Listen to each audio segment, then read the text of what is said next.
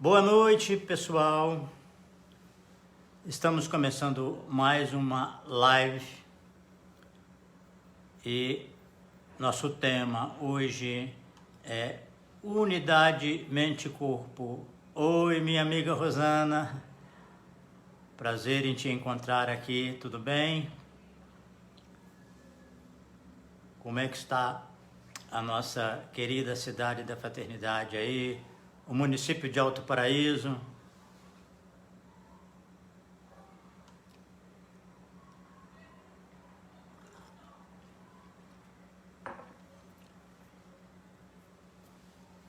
Muito bem, enquanto nós aguardamos a chegada de mais alguns amigos que programaram de estar presentes hoje. Ei, Lu, tudo bem?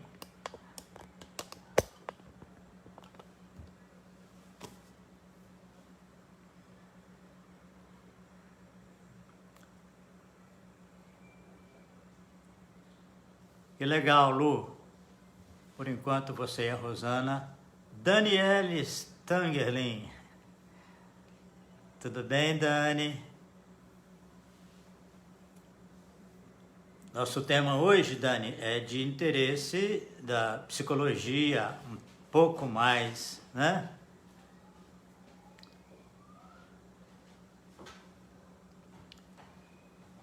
Nosso tema é unidade mente-corpo, que foi estabelecida, né? Esse tema foi estabelecido por Samuel Hahnemann. Ei, Tícia, minha querida filha, tudo bem? Ei, Lu, tá tudo bem, graças a Deus. Rosana Faria, mandando beijos para a Juranda.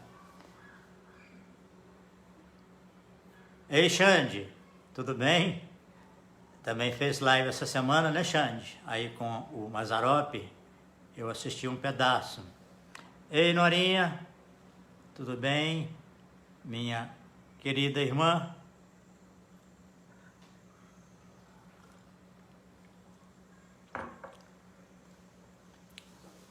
Como eu comecei a dizer para vocês, o tema é unidade mente-corpo.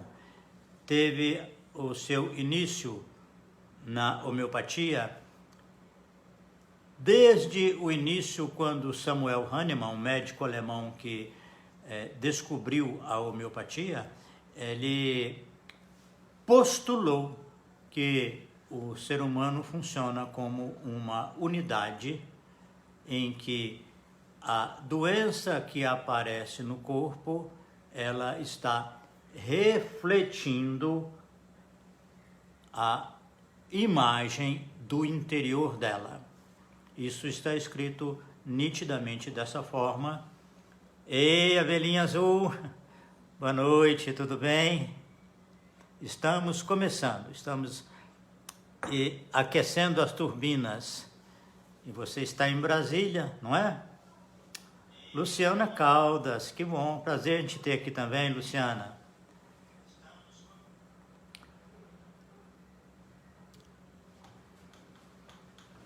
Então, o Hahnemann, Juranda acenando para vocês, o Hahnemann colocou no livro básico da homeopatia, chamado Organon da Medicina, no seu parágrafo 17, exatamente dessa forma como eu disse para vocês, literalmente, que a doença no corpo é a imagem do interior refletida ao exterior. Tá? E isso tem sido muito útil e eu gostaria de contar para vocês que eu trabalhei no serviço público, na Secretaria de Estado de Saúde do Acre, durante aproximadamente 13, 14 anos, e eu fazia uma reunião por mês com os meus pacientes. Nesse dia eu não fazia atendimento, eu fazia apenas um bate-papo. E o principal aspecto a ser debatido, a ser destrinchado, era a unidade mente-corpo. Porque eu entendo que é muito ilustrativo e ajuda as pessoas a entenderem melhor qual é o papel delas como pacientes e como material terapêutico. Ei, Sueli, boa noite, tudo bem?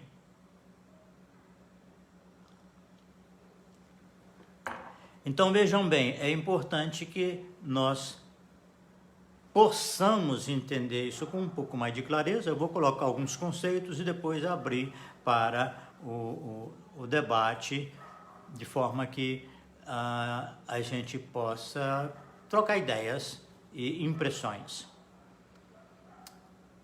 Na homeopatia nós temos então esse conceito de unidade mente-corpo, que é muito visto pelo seu aspecto de unidade hierarquizada, ou seja, que existe uma prevalência, né? A mente é, digamos, a instância superior, onde as coisas acontecem e elas se processam, e como o Hahnemann disse, isso se projeta para o corpo. É claro que não é só isso, mas essa questão é importante que seja colocada de uma forma clara. Ei, Vinícius, tudo bem? Como é que estão as coisas?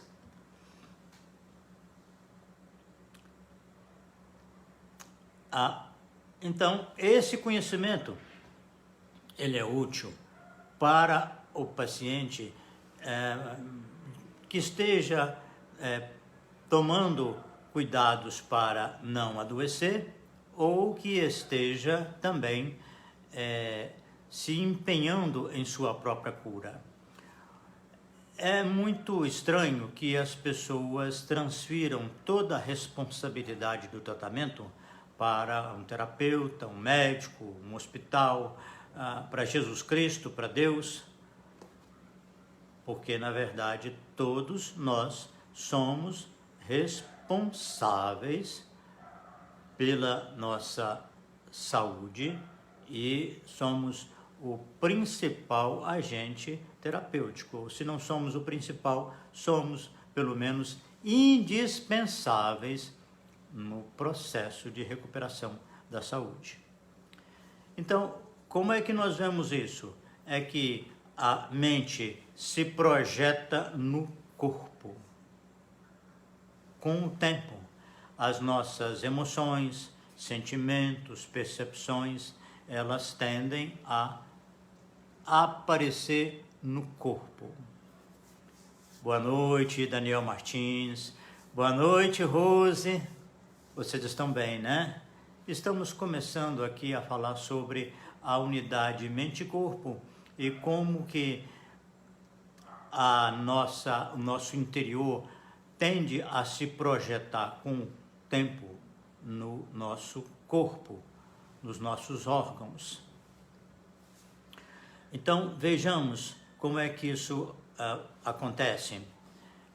Mas primeiro, vamos ver um pouquinho por que isso não é tão estudado na medicina. Por que isso não é tão valorizado? Porque a medicina, de uma forma em geral, e assim a ciência, ela tem um enfoque que é linear. Ou seja, o problema está localizado em alguma parte do seu corpo. É o seu estômago que está doente, os seus ouvidos, o seu fígado, sua bexiga, as suas articulações, o seu pâncreas. Ou seja, é como se esse setor, esse órgão ou esse tipo de célula adoecesse isoladamente. Na visão holística, isso não é possível. É necessário que haja uma alteração da pessoa como um todo para que isso se projete no exterior, se projete no corpo. Ali é a sede onde o transtorno psicoafetivo tende a se expressar. Uma outra coisa também que é muito comum e que predomina no enfoque médico e da ciência é atribuir a um fator externo a causa do problema. Aí nós temos uma diversidade muito grande de fatores que são, de certa forma, considerados os vilões desse fato, dessa enfermidade. Nós podemos destacar alguns. Primeiro de tudo, os micro-organismos, bactérias, fungos, vírus. Depois temos os fatores ambientais. Eles são acusados, né? Os elementos do ambiente, não é raro que eles sejam acusados de desencadear alguma alteração, alguma enfermidade. E, por último, nós temos os alimentos.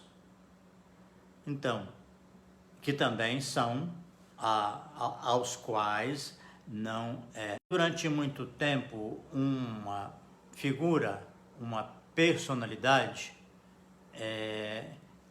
que também gerou uma certa confusão na cabeça das pessoas, que foi uma tal de energia vital.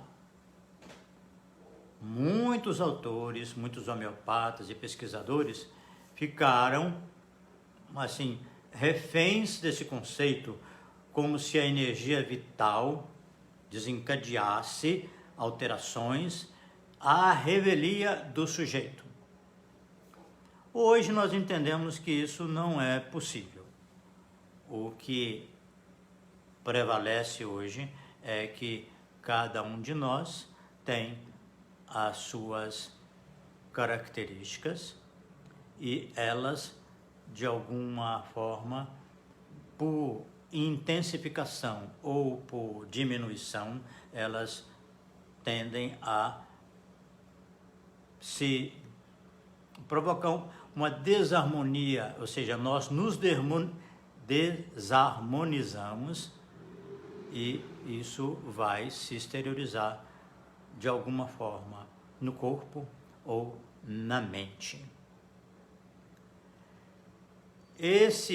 Essa unidade mente-corpo, então, ela é muito interessante porque nós constatamos na homeopatia, no processo de conhecimento das substâncias, que quando os experimentadores sadios tomam uma substância para ver qual é o potencial terapêutico dela, quais são os efeitos terapêuticos, isso vai ocasionar uma série de alterações. E são alterações mentais e orgânicas. E existe uma ligação, existe uma semelhança entre as alterações mentais e as orgânicas.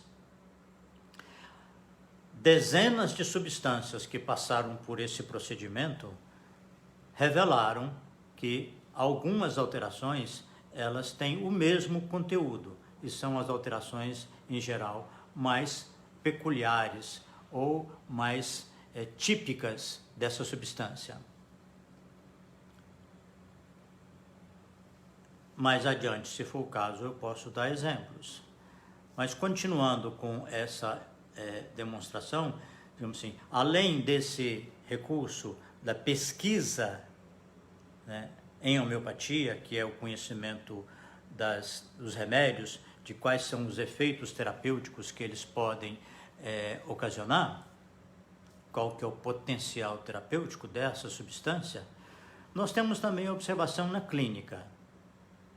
Ou seja, é muito comum, ou pelo menos é possível que, fazendo agora uma generalização, que todos os pacientes tenham uma analogia entre o seu quadro mental e as alterações orgânicas.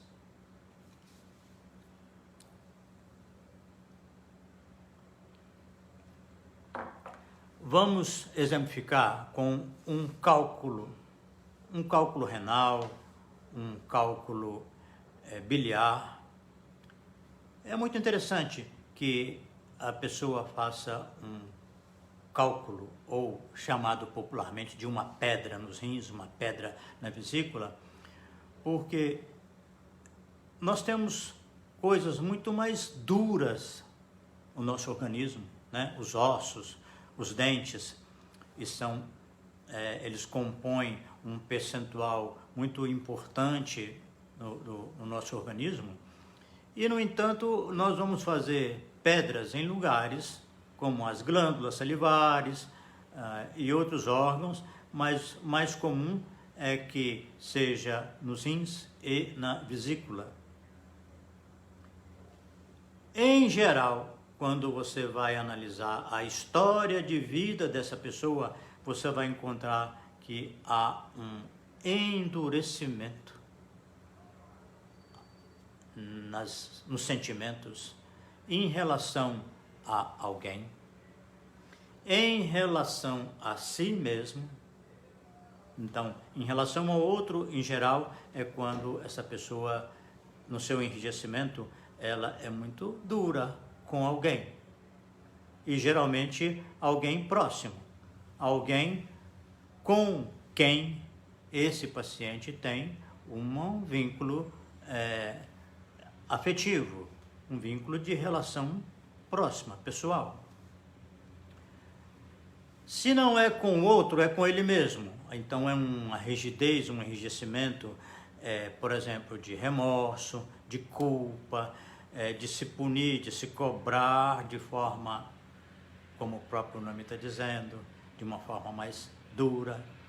Ou então que essa pessoa, ela precisou de ser muito dura consigo mesma para se levantar, para conseguir uma sobrevivência psicológica depois de algum grande abalo, de algum trauma.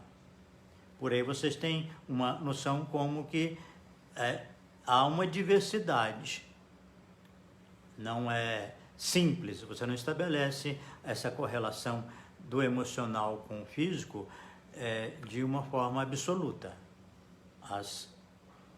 Os casos variam, tá? Então, essa é a introdução que eu queria fazer para vocês, uma demonstração do tema, né? Oi, Fernanda, tudo bem? Fernanda Paz Leme Bolsas, como é que vai? Há quanto tempo que a gente não se vê, hein, Fernandinha?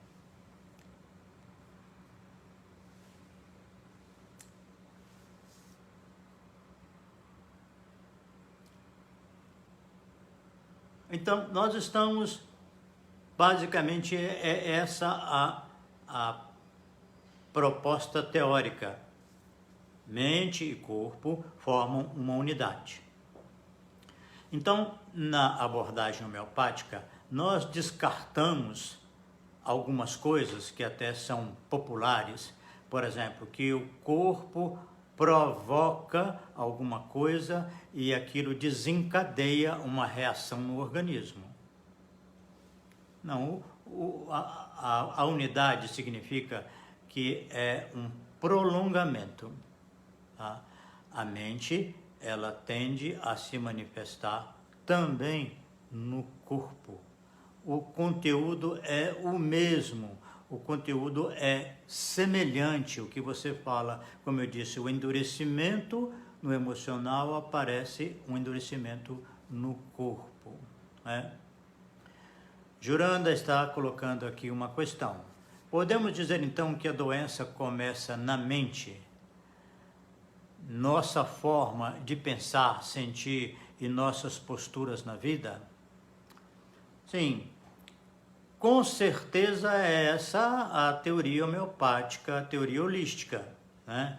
Que a doença, ela procede do íntimo e que não é uma conversa. A mente, o emocional, não conversa com o corpo, fala uma coisa e o emocional reage, responde. Não. Ei, Sara, tudo bem? O corpo, ele não tem autonomia, ele não tem inteligência, ele não faz escolhas, ele não responde ao emocional, ele simplesmente ecoa o problema no íntimo. Então, o processo começa na linguagem homeopática na mente, na linguagem psicológica no emocional. Eu acho que o emocional exprime melhor a origem, ou seja, é no psicoafetivo. Boa noite. Mantendo a mente saudável, então, maiores chances de obter um corpo saudável? Sim, com certeza, Tícia. Embora a gente precisa admitir que o ambiente e os demais fatores não são totalmente neutros.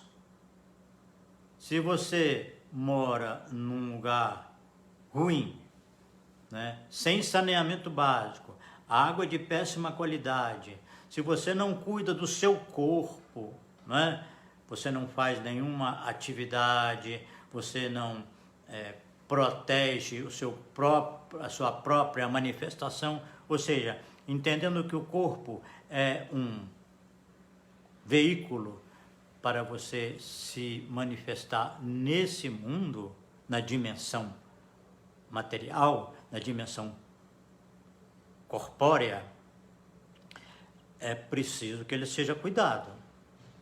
Se você deixar a sua casa completamente suja, desleixada, ela acaba sendo um fator de adoecimento. Com o corpo é a mesma coisa. Embora em muitos casos, já podemos dizer que para você ser irresponsável, negligente com o seu corpo, é sinal que essa negligência começou antes, né?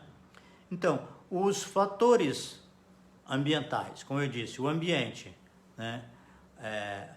Os alimentos, todos eles têm o seu valor. Eles não podem ser considerados completamente neutros, inertes, inócuos, tá? Mas é possível que eles não tenham a importância que algumas pessoas e que algumas categorias profissionais atribuem, porque eles vão depender do estado de saúde do sujeito. Juranda, podemos dizer que se não cuidarmos da causa, a doença pode voltar ou se manifestar em outro local? Por exemplo, deixa eu olhar aqui, faço uma cirurgia de apendicite, mas continuo com os mesmos hábitos mentais e afetivos. A doença pode se manifestar em outro órgão?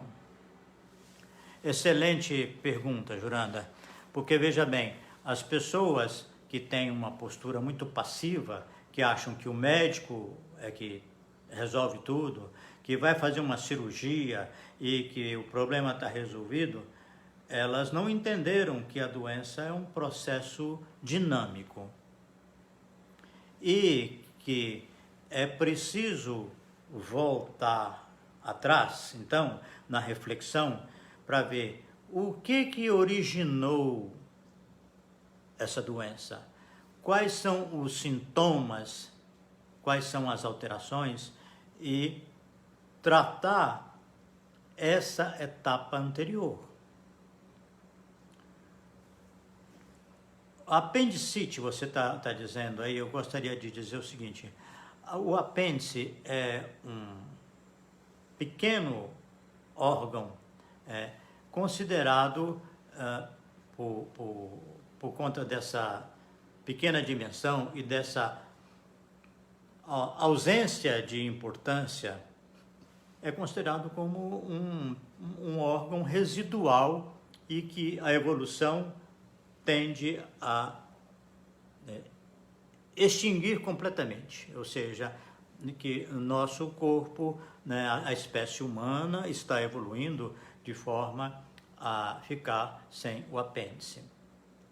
Então, o que acontece? Que às vezes uma pessoa tem uma infecção, uma inflamação de apêndice, e isso se complica às vezes, leva a uma infecção generalizada no abdômen, né? E isso pode, inclusive, fazer com que a pessoa tenha risco de vida e, eventualmente, o óbito, porque essa infecção pode se generalizar, aquilo que nós chamamos de septicemia. Então, oi, Rosana, você já passou por isso, né? Se a pessoa teve um apendicite, alguns poucos casos que eu acompanhei, e pelo menos um deles ficou muito evidente, que essa pessoa, ela de repente, ela se deparou com um problema de 2 décadas atrás e que mexeu tanto com ela porque ela considerava que aquilo estava já resolvido, que aquele problema, aquele processo estava sepultado. E quando aquilo reapareceu, ela teve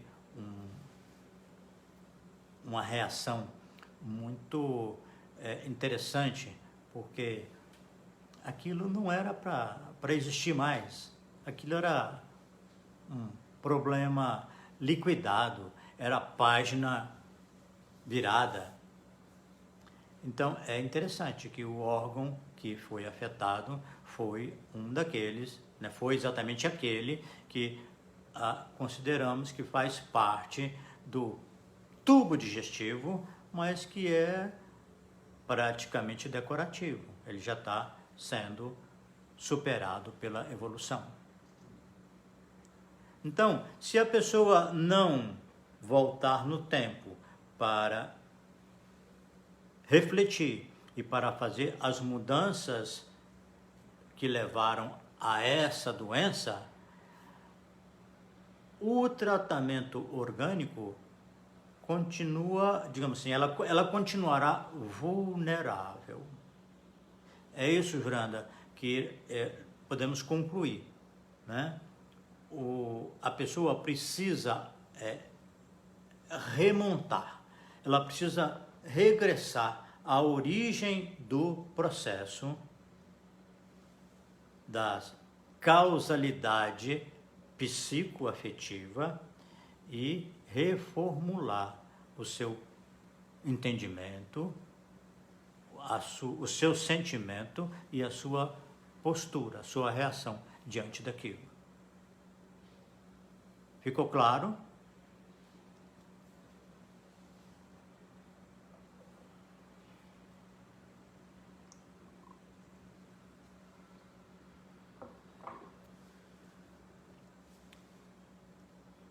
Então, dessa forma, eu costumo dizer que muitas vezes, ainda que um tratamento não tenha o alcance profundo de levar a pessoa a uma reflexão, a uma revisão da sua vida, o paciente às vezes faz isso por iniciativa pessoal. Por exemplo, o paciente, qual a dica que você daria para o paciente submetido ao tratamento clínico? Tratamento clínico, tratamento cirúrgico, quimioterápico, tratamento espiritual, tratamento num templo religioso, ou com qualquer outro local sagrado, qualquer coisa que tenha esse lado religioso, ou lado espiritual, místico, nós precisamos sair da postura de submissão e de alienação, como se o recurso, o tratamento, o templo, o local sagrado, o médico, o psicólogo, o fisioterapeuta, o dentista, eles fossem resolver. Porque nós é que elaboramos a doença com a nossa postura, as nossas tendências, as nossas escolhas, os nossos sentimentos, e isso o mais comum é que isso continue frutificando em nós. Então, gera aquela alteração orgânica e continua do mesmo jeito. Então, o que acontece? Sim, os medos, as mágoas, a revolta, a insatisfação, a frustração, todos os sentimentos que de alguma forma nós, no fundo, cada um sabe que aquilo não é saudável. Às vezes precisamos de perdoar o outro, a nós mesmos, perdoar a Deus, porque a nossa vida tem essa coisa ruim desde muito tempo atrás e a gente aparentemente não buscou com as próprias mãos isso. Então é preciso que cada um ouça a sua consciência, a sua reflexão e por isso que eu digo que muitas vezes um leito de hospital promove uma mudança importante. O leito de hospital é um grande terapeuta e você fica ali alguns dias, você pensa a vida, você reflete, você analisa e você sai dali com uma perspectiva muito diferente. Eu imagino assim que alguns pacientes eles chegam à seguinte conclusão: olha, do jeito que eu estava indo, na verdade eu caminhava para o buraco. Então eu vou mudar minha postura. É como o samba do Noel Rosa. Hoje vou mudar minha conduta, eu vou para a luta. Entendeu? Então, às vezes você precisa de perdão, perdoar. Às vezes você precisa de energia, é de força, é de coragem, é de um momento de força para você romper com um quadro que vem se arrastando e que te oprime, que te humilha e por aí afora. Vamos ver o que a Juranda está colocando aqui. Ser ativo e participativo, né? Pois se a doença está na mente, precisamos então entender no fundo de nossa alma as causas de nossos adoecimentos, ressentimentos, remorsos, apegos, ou seja, os profissionais ajudam, mas o indivíduo tem que fazer a transformação em seu íntimo. É isso. O que não é fácil. E uma das coisas que mais dificulta, sabe, na verdade, é que nós temos uma tendência a ter a solução, a resposta do que seria necessário fazer. Então eu vou vivendo, levando umas pancadas aqui, outras ali, tendo sucesso aqui, um sucesso ali, uma gratificação importante na vida e vou seguindo. Entretanto, se eu entro numa situação mais complicada e adoeço, uma doença mais séria ou mais incômoda, mais preocupante, é comum que eu acredite que a solução é aquela que eu tinha antes na minha cabeça, que eu já criei. Mas nem sempre essa solução é adequada. eu preciso olhar para as circunstâncias da minha vida, olhar para as características da enfermidade e fazer uma introspecção. Como eu disse, se o processo de adoecimento tem uma coisa dura e dolorosa, eu tenho que voltar atrás e ver onde é que doeu, quando doeu, como doeu e por que que eu reagi de uma forma enrijecedora. Por que que eu reagi com endurecimento? Por exemplo, eu posso ter uma relação com meu pai, com a minha mãe, em que eu fui duro, que eu cobrei repetidamente. O meu sentimento é que, por exemplo, que ele não me deu o afeto que eu queria, que eu precisei, que eu merecia. Então, agora eu marco sob pressão. Qualquer coisa que ele fala, qualquer coisa que ele erra, eu chego junto. Ou seja, eu estou perdendo a oportunidade de honrar pai e mãe. Isso você pode generalizar para muitas situações. O que importa é que você pode olhar para o seu corpo, para os seus sintomas e as suas sensações, que ele está dizendo para você. Algumas informações que te ajudam muito você voltar lá atrás, recapitular, examinar você mesmo e fazer as mudanças necessárias à sua saúde.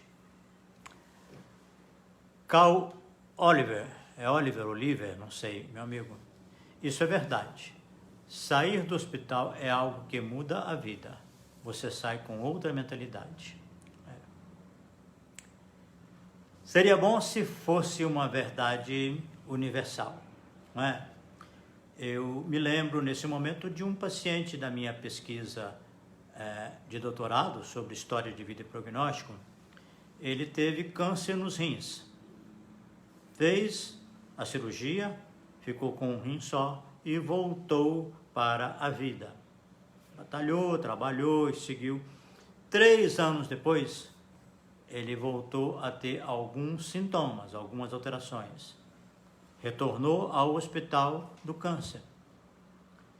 E ele estava agora com uma metástase no outro lado, na suprarrenal, na glândula suprarrenal.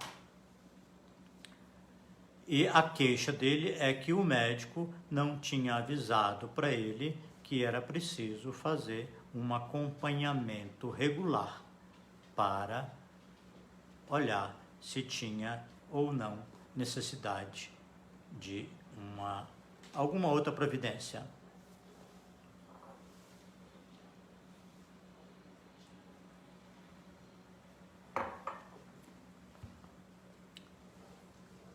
Isso mostra aquilo que eu disse antes, da pessoa entregar toda a responsabilidade para o tratamento, para o médico, para o hospital e achar que ele não tem que fazer nada. Quando a pessoa aproveita a experiência no hospital, aí sim, ela sai com outra mentalidade. Ela sai olhando para si mesma e refletindo que ela precisa mudar. E isso serve para muitas coisas, não é só para doença. Muitos fatos importantes na vida, aquelas cacetadas que a gente toma, sabe, aquelas coisas que vêm e dá um solavanco, né? E a gente sai assim. É importante que a gente faça essa reflexão, vá lá atrás e pense, o que eu fiz que contribuiu para esse transtorno na minha vida?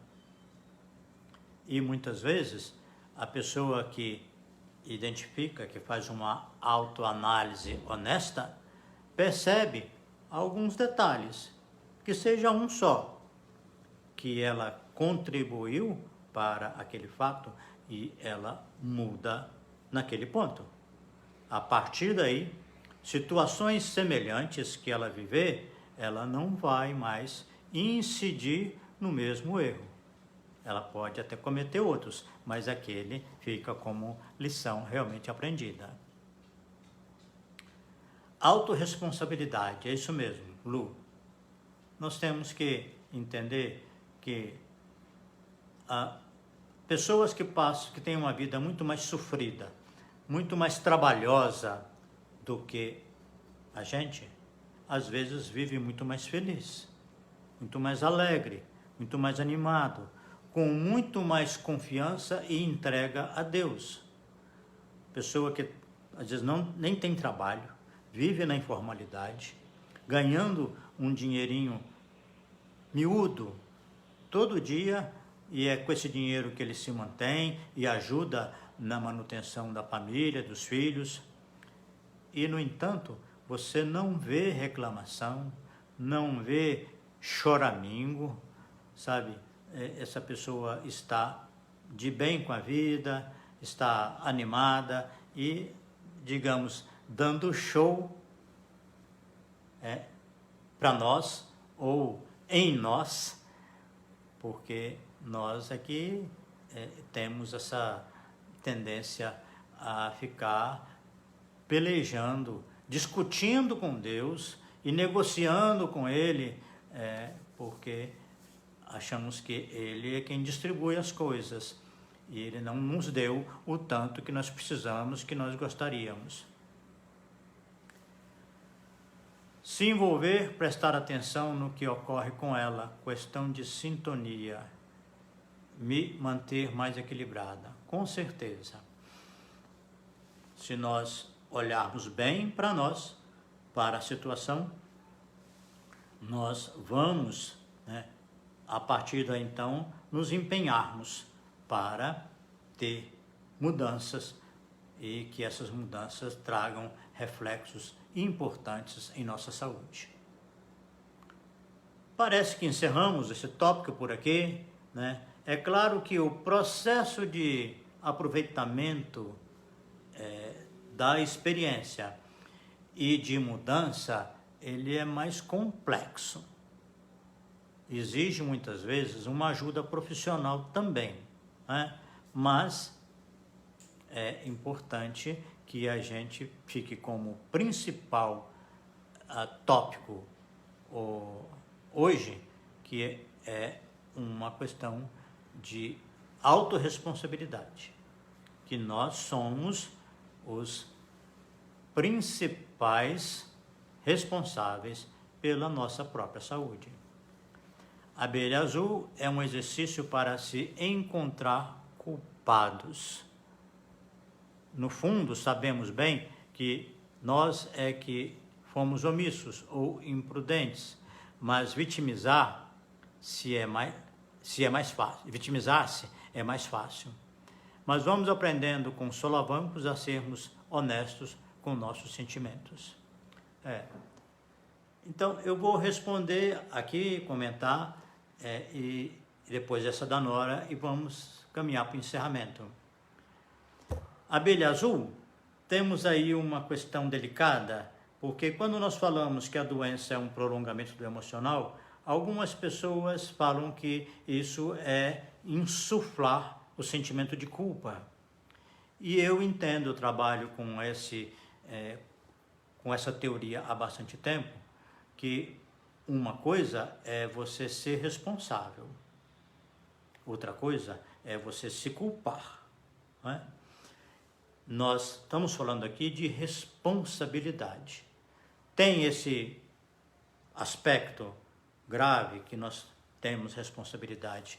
Entretanto, tem uma outra coisa muito interessante, que é o seguinte: a sua cura depende basicamente de você mesmo. Quando a pessoa enfrenta a vida, enfrenta a si mesmo e consegue levar adiante, sabe, o seu projeto, ou ele mudado, ou a sua vida renovada, o tratamento, qualquer que seja ele, tende a ser bem sucedido. Porque a cura depende, antes de tudo, do paciente. Então, se você está com essa garra, com essa disposição, com coragem, otimismo, motivação para trabalhar, para viver, para amar, para sofrer, e então você está saudável, você está dinâmica, você tem energia, você tem força, você tem coração e você tem motivação. O que acontece? Você vai se curar da sua doença, qualquer que seja ela. É muito provável, seja tratamento químico, holístico, psicoterapia, seja o que for, a tendência é que você se cure. Ou pelo menos que a doença fique sob controle e não traga complicações. Agora, se você não faz isso, acontece o que eu tinha dito antes. Se você não se cura como pessoa, o melhor tratamento no melhor hospital do mundo tende a não ser suficiente. Então, a responsabilidade, por um lado, pesa nas nossas costas. Entretanto, o lado positivo é que você é o principal fator da sua própria cura. Nora, o otimismo diário contribui bastante no sentido de refletir no íntimo em harmonização. É isso? Com certeza, né? O otimismo é um elemento importantíssimo que nos dá esse gás, pique, disposição, né? Coragem, mas não é uma panaceia. Ou seja, ele é muito bom, mas ele não resolve tudo, porque nenhum princípio, nenhuma virtude, nenhum talento é suficiente para todas as ocasiões, né? É por isso que o Evangelho é tão rico, né? Porque ele fala, por um lado, no amor, no outro, ele fala em liberdade. E conciliar essas duas vertentes é sempre um desafio para nós, porque em alguns momentos, em algumas circunstâncias, nós temos que ter compaixão, tolerância, paciência, compreensão e aguardar, dar tempo, né? Em outros momentos, nós temos que ser firmes, enérgicos e fazer mudanças importantes, revolução na própria vida, de forma que a gente sobreviva a essa turbulência e possa como que renascer num outro degrau e levar a vida adiante, embora com alguma ruptura, com alguma coisa que fica para trás. Mas a gente sobrevive, não é? Às vezes é preciso perder a própria vida para conseguir continuar vivo. E vivo dessa forma, com ânimo, com disposição, com discernimento, com alegria e com otimismo. Ok? Eu quero agradecer a todos vocês pela presença, pela participação e continuar nesse projeto, nesse processo. Na próxima quinta-feira traremos um novo tema para o nosso aprendizado, para a nossa troca. Obrigado, Rose, Abelha Azul, beijo para vocês. Juranda, muito obrigado pela participação, Jurinha. Obrigado, minha filha, muito obrigado, viu? Um beijo para você, um beijo para a Alice e para o Benício. Então, encerramos, gente, tá bom? Até a próxima quinta-feira, se Deus quiser. Tchau, Lu. Amanhã tem mais. Amanhã, bem lembrado, Lu. Amanhã eu estarei sendo entrevistado pela Ericota no Instagram. Se não me engano, às 8 horas também. Ei, Ana Lúcia, beijo para você, minha irmã. Até mais, Rosana. Caio. Caô, não sei como é que fala, Caô, desculpe aí, viu? Amém, Rosana. Um abraço para todos vocês. Muito obrigado pela presença e pela participação. Aqui eu encerro. Até mais.